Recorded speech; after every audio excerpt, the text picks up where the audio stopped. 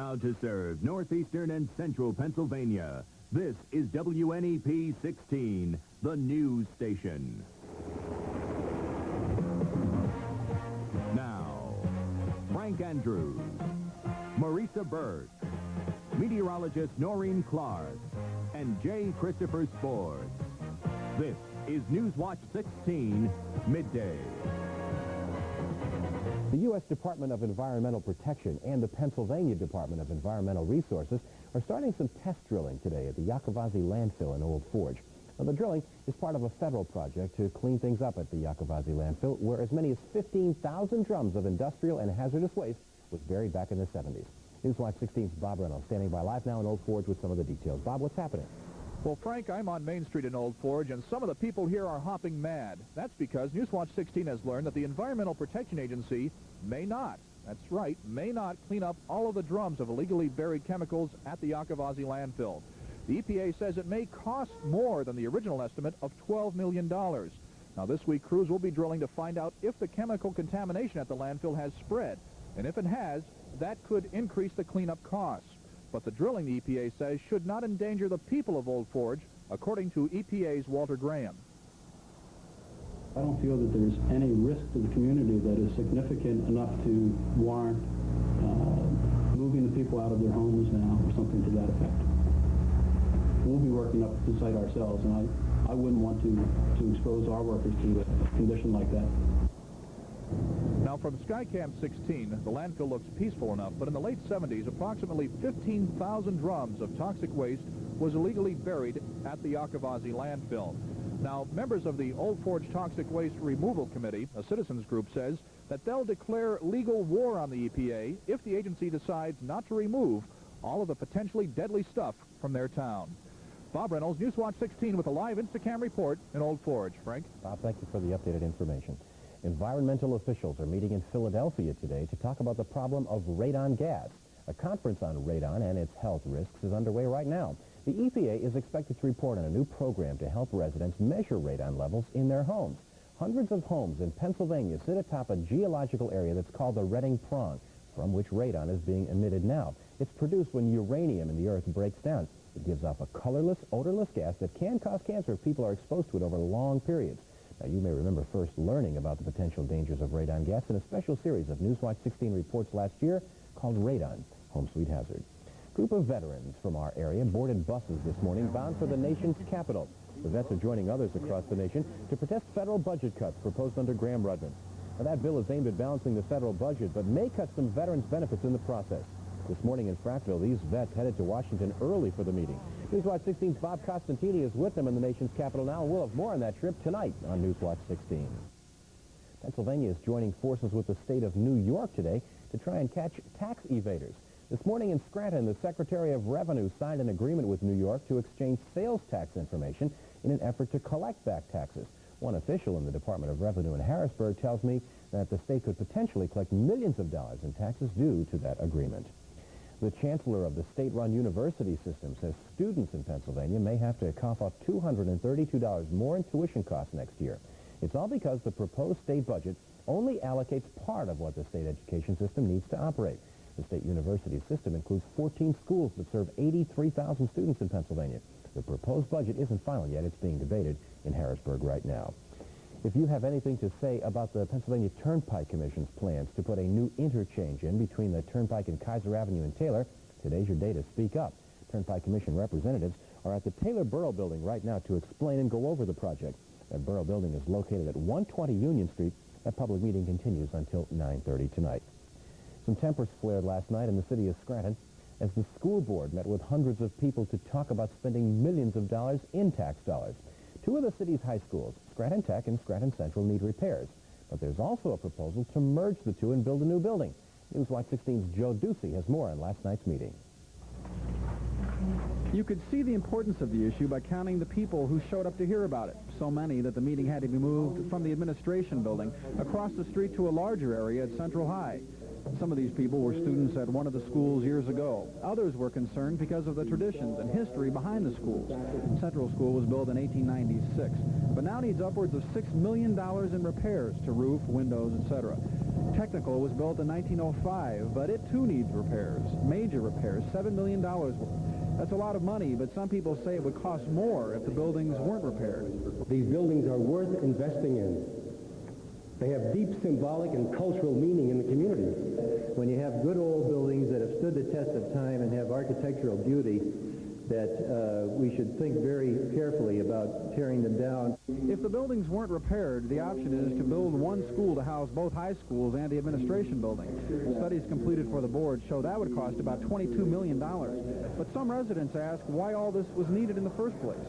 I fail to conceive, after all the many years that we've been paying taxes, how these two buildings were allowed to deteriorate to the point of where we are tonight.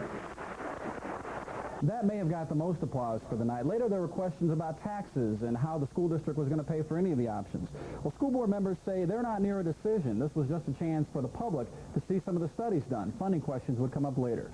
Joe Ducey, Newswatch 16. The people who make Gerber baby food say they've been wronged and they want to prove it in court. That story is coming up. And the rule of Philippine President Ferdinand Marcos is over. And the U.S. is coming to his aid. We'll tell you how next on Newswatch 16 midday. The 20-year reign of Philippines President Ferdinand Marcos is over. Marcos and his family left the Philippines this morning on a U.S. jet from the Clark Air Force Base. Shortly after that, Secretary of State George Shultz officially recognized the new government of Corazon Aquino. The process of an election has, in its certainly peculiar way in this case, with all of the fraud and all of these events, nevertheless, I think the process of the election has made it clear that the people of the Philippines, under these circumstances, preferred Mrs. Aquino as president. I think that's quite evident. And so we have recognized that and tried to be helpful in bringing about the transition in a peaceful way. But the change in leadership was not all that peaceful. As ABC's Edie Magnus reports now from the Philippines, this morning in the Philippines there was bloodshed as both candidates tried to claim power. The military rebellion joined the woman they consider the rightful president of the Philippines. In a private ceremony held under heavy security, Corazon Aquino took the presidential oath. I, Corazon Cojuanco Aquino, fulfill my duties as President of the Philippines. In her first executive act, Aquino named Juan Ponce Enrile and General Fidel Ramos to her cabinet. She was greeted by thousands of opposition supporters who stood outside to listen to the ceremony take place. But an equally impressive crowd filled the palace lawn, where inside Ferdinand Marcos was also inaugurated as president of the Philippines. The ceremony was intended to air live on TV, but rebel opposition troops cut the microwave link, knocking him off the air before the oath of office took place. The day that both would-be presidents celebrated was marred by violence early on. 3 pro-Marcos snipers were killed during an exchange of gunfire with rebel soldiers. Guests to the Marcos inaugural were harassed by opposition supporters as they tried to enter the palace grounds. And there was a brief but violent clash between civilian supporters of the opposing sides on a bridge outside the palace gates after Marcos' inaugural. Edie Magnus, ABC News, Manila. The Presidential Commission probing the space shuttle disaster has resumed public hearings today. They will hear from engineers from Morton Thiokol, the company that makes the solid rocket booster suspected of exploding when the Challenger took off last month.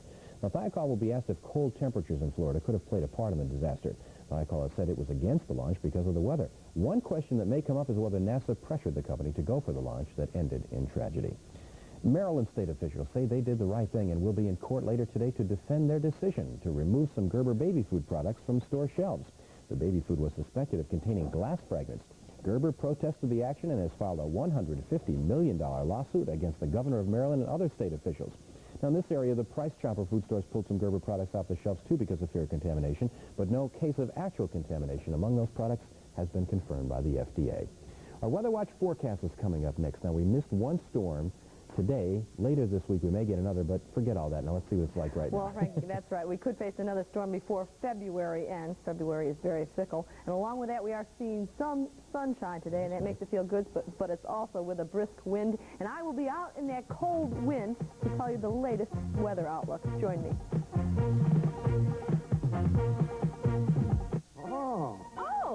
Introducing O's. Oh, so loaded with good things. There's something in the middle of O's cereal that makes people say, oh, wow! Whoa! There's something in the middle of O's cereal that makes people say, Oh! Oh! O's, new from Quakers, loaded in the middle with good-tasting things. Crispy rice and honey, crunchy graham, and good things that show. I love it! There's nothing in the middle of O's cereal that makes people say, Oh! Well, we've got some sunshine for you today, but also some cold temperatures because of the wind. Is that right, Noreen? That's right, Frank. Many people won't be sad to see February go, but we did get lucky last night into this morning. That storm passed well to our south and moved off the coast, bringing us little, if any, snow, only a trace here in the backyard, generally a half-inch or less over the area. And today we are seeing some sunshine. Let's check with some of our weather watchers and see how they're doing at this midday hour. Mary Jacobs from Bellefonte reports 30 degrees with sunshine and a blue sky. From Mashopin, Wyoming County, Mrs. Alice Doctor has 20 degrees in sunshine. She did receive a half-inch of snow last night. And in Lake Harmony, Bob Hewitt has 23 degrees with some flurries. He's seeing also a mixture of clouds and some sunshine. Here in the backyard at this midday hour, the temperature is 26 degrees, humidity 46%. That wind is out of the northwest at 17 miles per hour, but at times it's gusting up to almost 30 miles per hour, and that barometric pressure within the last hour fell just a little bit. Over the yesterday, almost 24 cities out over the western portion of the country in 6 states reported record high temperatures, anywhere from the 60s and 70s from the Rockies through the Pacific Northwest, and the 80s and 90s from Southern California into the desert Southwest. This looks like this is going to continue through much of this week, but at the same time, this jet stream is dipping down and producing a cold flow of air over the eastern portion of the United States, so it's going to be below average temperatures for us. At the same time, this jet stream will bring the storm track down over the eastern portion of the United States, and right now there is a storm forming over southwest Canada, and it is beginning to slip into the northern plains today. From there, it's going to continue across the Ohio and Tennessee Valley late tomorrow, and it looks like it could bring us some snow Wednesday night into Thursday. So this pattern isn't going to change much. Unfortunately, we're not going to be in the record heat like they are out west. For the satellite picture today, you'll notice that that storm is well out to sea that we were worried about yesterday. It did pass to our south and off the coast. It left 4 inches in Washington, 1 to 2 inches along the southern border of Pennsylvania, half-inch in Harrisburg, and a half-inch or less here. We are seeing some sunshine today, but in some of the cloudiest, there are still some flurries. This air is cold, and it is producing a cold, gusty wind out of the north-northwest. Our next storm, you can see, is now beginning to drop down into the northern portion of our country. But for this afternoon, it's not too bad because we do have a mixture of clouds and sunshine, but it is with a brisk wind, that wind out of the north-northwest at about 15 to 20 miles per hour. At times it will gust to more than that. High temperatures this afternoon will range anywhere from the mid-20s to the low 30s. And here's my forecast. We have that sunshine this afternoon. We're looking for clear to partly cloudy skies tonight, dropping down into the teens. Tomorrow we'll start out with sunshine, but the clouds will roll in. Wednesday night into Thursday, it does look like there is the potential for some snow. And heading into Friday, more cold air does settle back into the state of Pennsylvania. So, Frank, even though this is the shortest month of the year, it seems like the longest because of the weather. And the snowiest, but I'll tell you what. Thank you, Norrie. Thank you. Nicer weather can't be too far away because the boys of summer have already started their spring training. Sports Watch 16's John Evans will take a look at the Mets when Newswatch 16 Midday returns. Get more for your money with Acme Frequent Buyer Checks all over town. They're good for discounts at Roy Rogers, Thrift Drug, save on the fun at Resorts International, a ticket on U.S. Air, Firestone, and save with shoes. And for many more of your favorite places to save, check your Acme circular or newspaper ad each week and make a note. Bacon and eggs at cost this Tuesday and Wednesday at Acme. Welcome to the real world of dairy goodness. Rich, wholesome, real cottage cheese. Climb creamy cliffs, dive into delicious dairy flavor. Cottage cheese is low in calories, full of protein and calcium. Sprinkle it, drizzle it, lavish it, savor it. So good and so good for you. Cottage cheese. Look for the real seal for real dairy flavor. Welcome to the real world. Jay Christopher's off today, but John Evans is here. He's already changing things in the college top 20. I come in, start things out fresh, right? There's a new top 20 college basketball team at the top of the poll. The new Associated Press top 20 came out this morning. And the Duke Blue Devils are the nation's new #1 team. The Kansas Jayhawks with a big win over Oklahoma last night are second. North Carolina's Tar Heels with losses to Maryland and North Carolina State fell from #1 to #3. Another ACC team, Georgia Tech, is fourth, and SEC champ Kentucky is fifth. The second five, Syracuse from the Big East, Memphis State, St. John's falls a spot to 7th after losing to DePaul, Nevada, Las Vegas, and Michigan round out the top 10. Last night at the Scranton CYC, Riverside beat Lakeland 41-40 to win the Lackawanna League Northern Division overall title. The Riverside guys had won the first half, the Lakeland guys the second, so they needed the playoffs. Tonight, 2 other league titles will be handed out. At the CYC in Scranton tonight, Joe Zone will be on hand. He was there on Saturday as Dunmore and Scranton Central hooked up. Tonight, they'll hook up for battle in the Lackawanna League Southern Division overall title. Dunmore won the first half, but with this win Saturday night, Central laid claim to the second half crown. These teams have already met 3 times, with the Bucks winning twice. Game time, 8 o'clock at the Scranton CYC tonight. At King's College tonight, the Wyoming Valley Conference Division I title for the overall season is on the line when 6th-ranked Nanticoke takes on 9th-ranked Hazleton. The Mountaineers beat Nanticoke by a point here on Saturday night to win the second half title. They have beaten the Trojans twice in a row by a single point. The Trojans whipped the Mounties in the first half when they went unbeaten for their title. Tip-off there, 8 o'clock at King's College tonight. A couple other playoff games of note tonight in District 11 Class AA. Both boys and girls seeding playoff games will take place at a doubleheader at Blue Mountain High School. In the first game, the Minersville and Mahona area girls will battle. The winner gets top seed Catasauqua in the quarterfinals Friday night. In the second game, Minersville and Pine Grove boys will play for the right to face top-seeded Panther Valley in their quarterfinals on Saturday. Last night in Indianapolis, they presented the Sullivan Award to the top amateur athlete in 1985, and distance runner Joan Benoit Samuelson was the winner. Benoit is the reigning Olympic gold medalist in the marathon. She set the world record in the American Marathon last year of 2 hours, 21 minutes, and 21 seconds. She also won 3 other distance races of over 7 miles during the year. She was the 7th woman to receive the award in its 56-year history. Well, as Frank said, baseball is right around the corner. For you interested parties, the Phillies open the National League season April 7th in Cincinnati. Only 41 days, count them, from today. The New York Mets spring training camp in St. Petersburg, expectations are riding high again this year. That's because their second-place finish last year was their best in the last 12 years. They are led by Dwight Gooden, last year's Cy Young Award winner, who's won 41 games in the last 2 years. Right behind Gooden in the rotation is Ron Darling, who won 16 games last year. He's shooting for 20 wins on the season this year.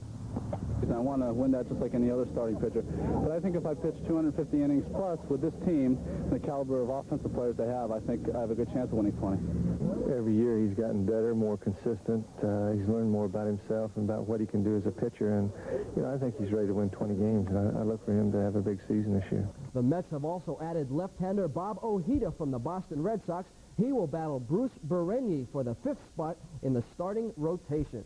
I think I'll just glide right in there and just lay in the weeds. Really, it's such an outstanding staff, and they're so young. And just to go in there and just do my part once every 5 days is what I'm looking forward to doing. There's no secret that I want Ojeda to start. I'd like to use him against the Cardinals as much as I can. As far as the health of Berenier, he looks like he's throwing great. And I know Bruce is going to work hard enough to convince me that he's ready for opening days. Will be looking to make the playoffs for the first time since 1973. And 2 days into the San Diego Padres spring training, they don't have a manager anymore. Yesterday, Dick Williams, the man who managed the team for the past 4 years, resigned from the job. He said he couldn't see himself managing the Padres for another year, so he won't.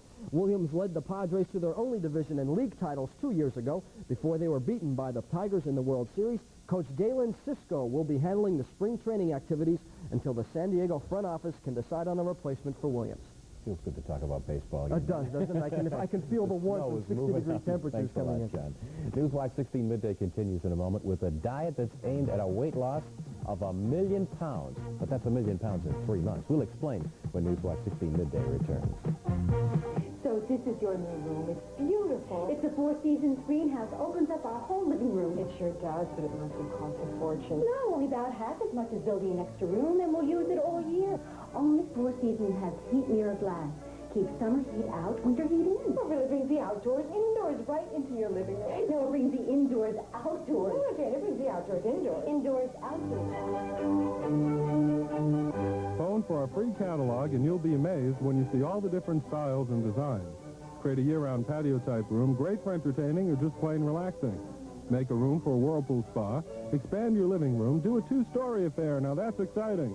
And of course, Four Seasons exclusive heat mirror glass keeps summer heat out, winter heat in, makes your greenhouse livable all year round.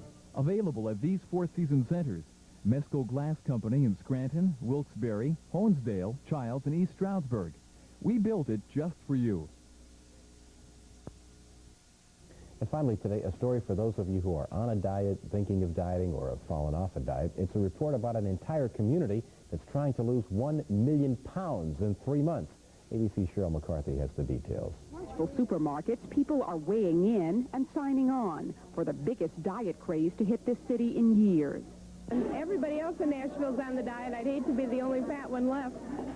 It's called the rotation diet, a low-calorie weight loss plan that lets you diet for 3 weeks, then take 2 weeks off. Martin Catan, the Vanderbilt psychology professor who developed the diet, knows why it's so hot. One of the key factors in getting adequate weight loss is to keep people motivated. And when you announce to a person, it's only 3 weeks, and they say, well, I can do that. Lured by promises of losing nearly a pound a day, an estimated 50,000 Nashville residents are on the diet, and diet mania has made Catan a local celebrity. Now the city that's always been best known for country music wants to set a world record for dieting. Nashville is trying to lose 1 million pounds in 3 months. Whether Nashville sets a world record won't be known until spring, but the city seems to be off to a running start. Cheryl McCarthy, ABC News, Nashville. And that's all we have time for Newswatch 16 Midday. For the crew and Marisa Burke and Jay Christopher, who have the day off, have a good afternoon. We'll see you tomorrow morning, everyone.